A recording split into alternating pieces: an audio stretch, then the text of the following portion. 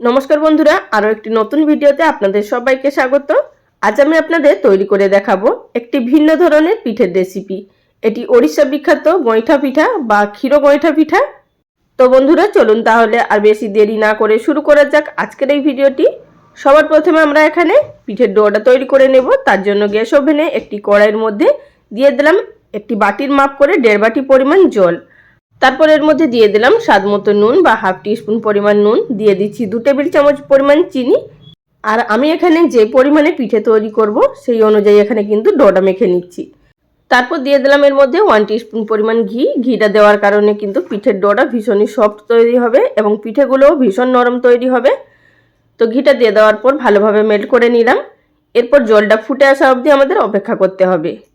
তো দেখতেই পাচ্ছেন এখানে জলটা খুব ভালোভাবে ফুটে উঠেছে। এই পর্যায়ে গ্যাসের ফ্লেম একেবারে লোতে করে দিয়ে চালের গুঁড়ি দিয়ে দিলাম সেই বাটিরই মাপ করে 1 বাটি পরিমাণ চালের গুঁড়ি। তো আপনারা যতটা জল নেবেন সেই অনুযায়ী কিন্তু চালের গুঁড়িটাও মেপে নেবেন। এতে করে ডোটা তৈরি করতে খুব ভালো সুবিধা হবে। তো এইভাবে লো ফ্লেমেই কিন্তু নাড়তে নাড়তে মিনিট খানেকের মধ্যেই ডোটা আমাদের তৈরি হয়ে যাবে। আর যখনই এইভাবে কড়া থেকে ছাড়তে শুরু করবে সেই পর্যায়ে গ্যাসের ফ্লেম বন্ধ করে দিতে হবে। তো আমি ডোটা নামিয়ে নিয়েছি একটি পাত্রের মধ্যে আর হালকা একটু ঠান্ডা করে নিয়েছি, মানে খুব বেশি ঠান্ডা নয় আবার খুব বেশি গরমও নয়। অল্প করে চালের গুঁড়ি ছড়িয়ে নিয়ে এটিকে খুব ভালোভাবে স্মুথ করে মেখে নিতে হবে। আর আপনারা চাইলে এখানে জল হাত করেও মেখে নিতে পারেন, আপনাদের যেটা সুবিধা হবে। আর আপনারা এই পিঠাটি তৈরি করতে আতপ চাল বা সিদ্ধ চাল যে কোনো কিছুই ব্যবহার করতে পারেন, তবে আমি এখানে আতপ চাল ব্যবহার করেছি। তো এখানে দেখতেই পাচ্ছেন খুব ভালোভাবে মেখে নিয়েছি। এবার এখান থেকে আমাদের ছোট ছোট বল তৈরি করে নিতে হবে। তার আগে আপনাদের দেখিয়ে দিচ্ছি আমি এখানে ভেতরে ক্ষীরের পুর দেব। তো তার জন্য বাজারের কেনা খোয়া ক্ষীর কিনে এনেছিলাম আর তার সঙ্গে কিছুটা পরিমাণ গুড় দিয়ে ভালোভাবে মিশিয়ে নিয়েছি, মানে কড়ার মধ্যে। এতে করে খুব সুন্দর একটি পাক হয়ে গেছে। আর আপনারা চাইলে এখানে নারকেলের পুরও ভেতরে দিতে পারেন, তবে যদি ক্ষীরের পুর দেন খেতে বেশি ভালো লাগবে। আর বাড়িতেও ক্ষীর তৈরি করেও দিতে পারেন। তো যাই হোক, এবার আমি সেখান থেকে অল্প একটু ডো নিয়ে এইভাবে প্রথমে গোল করে নিয়ে তারপর এভাবে একটি ছোট্ট বাটি শেপ দিয়ে নিলাম আর তার মধ্যে সামান্য পরিমাণ ক্ষীরের পুর দিয়ে দেব। আশা করি আপনারা দেখে বুঝতে পারছেন। পুরটা অবশ্যই বুঝে দেবেন, খুব বেশি দেবেন না, তা না হলে বাইরে বেরিয়ে আসবে। আর যদি কমও দেন তাহলে কিন্তু খেতে ভালো লাগে না। এবার আপনাদের এখানে একটি করে দেখিয়ে দিলাম। দেখুন ঠিক একই রকমভাবে আবারও গোল তৈরি করে নিলে এক একটা আমাদের ছোট্ট ছোট্ট বলের মতো তৈরি হয়ে যাচ্ছে। আর বন্ধুরা, এর আগে আমি আপনাদের সঙ্গে আরও এক ধরনের গইঠা পিঠার রেসিপি আপনাদের সাথে শেয়ার করেছিলাম। সেটার লিঙ্ক আমি ডেসক্রিপশন বক্সে দিয়ে দেবো, চাইলে আপনারা দেখে নিতে পারেন। সেই পিঠেটাও খেতে কিন্তু ভীষণই টেস্ট হয় আর সেটি আপনারা অনেকেই ভীষণ পছন্দ করেছেন।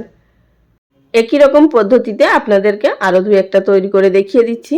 এছাড়াও আমার চ্যানেলে প্রচুর নতুন নতুন পিঠের রেসিপি আপলোড করা আছে, আপনারা চাইলে সেই সমস্ত রেসিপিগুলো দেখে নিতে পারেন। পিঠের আলাদা করে প্লেলিস্ট করা আছে, সেখান থেকেও দেখে নিতে পারেন, বা আমি ডেসক্রিপশন বক্সে কিছু লিঙ্ক দিয়ে দেবো, সেখান থেকেও আপনারা দেখে নিতে পারেন। তো আমার এখানে সমস্ত পিঠেগুলো গড়ে নেওয়া হয়ে গেছে। এবার চলে যাব এগুলোকে তৈরি করার পদ্ধতিতে। গ্যাস ওভেনের উপরে একটি কড়াই বসিয়ে নিয়েছি আর তার মধ্যে দিয়ে দিচ্ছি 1 টিস্পুন পরিমাণ ঘি। তো ঘিটা দিয়ে দেওয়ার পর আমি এর মধ্যে কিছুটা পরিমাণ ড্রাই ফ্রুট ভেজে নেব। তার মধ্যে আছে কাজু, কিশমিশ, আমন্ড বাদাম আর নারকেল কুচি। আপনারা এখানে ড্রাই ফ্রুটগুলো দিতেও পারেন, আবার নাও দিতে পারেন, বা আপনারা এখানে নিজেদের পছন্দ অনুযায়ী দিতে পারেন। এখানে আমি হালকা করে ভেজে নিলাম। ভেজে নেওয়ার পর সমস্ত ড্রাই ফ্রুটগুলো তুলে নিয়ে এবার এই একই কড়াইয়ের মধ্যে দিয়ে দিচ্ছি এখানে 1 লিটার পরিমাণ দুধ। এখানে আমি প্যাকেটের দুধ ব্যবহার করেছি, আপনারা চাইলে গরুর দুধও ব্যবহার করতে পারেন। তো উপরে যেগুলো ভাজছে সেগুলো যে ভেজে রেখেছিলাম ড্রাই ফ্রুটগুলো, তারই কিছু অংশ পড়ে আছে। তো যাই হোক, এবার দুধটাকে হালকা একটু গরম হয়ে আসা অবধি আমাদের অপেক্ষা করতে হবে। তো দুধটা যখনই হালকা উষ্ণ গরম হয়ে এসছে এই পর্যায়ে আমি এর মধ্যে অ্যাড করে দিলাম 1/4 কাপ পরিমাণ গুঁড়ো দুধ। গুঁড়ো দুধটা দেওয়ার কারণে দুধটা খেতে ভীষণই ভালো হবে। তো গুঁড়ো দুধটা দিয়ে দেওয়ার পর ভালোভাবে এটিকে নাড়াচাড়া করে মিশিয়ে নিতে হবে, তা না হলে কিন্তু দুধের মধ্যে দোলা ভাব চলে আসবে। আর আপনারা যদি গুঁড়ো দুধের পরিবর্তে মিল্কমেড বা কনডেন্স মিল্ক ব্যবহার করতে চান সেক্ষেত্রে কিন্তু সবার শেষে দেবেন। আর তার সঙ্গে দিয়ে দিলাম 2টো তেজপাতা, দিয়ে দিচ্ছি 3টে ছোট এলাচ, মুখগুলো ফাটিয়ে নিয়েছি। এবার এটিকে ফুটে আসা অবধি আমাদের অপেক্ষা করতে হবে। আর তার সঙ্গে দিচ্ছি সামান্য পরিমাণ নুন। নুন দেওয়ার কারণে পিঠের টেস্টটা খুব ভালো আসবে। এবার এই সমস্ত উপকরণগুলোকে ভালোভাবে নাড়াচাড়া করে মিশিয়ে নিলাম আর দুধটাও ফুটে উঠতে শুরু করেছে। এই পর্যায়ে আমাদের এর মধ্যে অ্যাড করে দিতে হবে আগে থাকতে তৈরি করে রাখা পিঠেগুলো।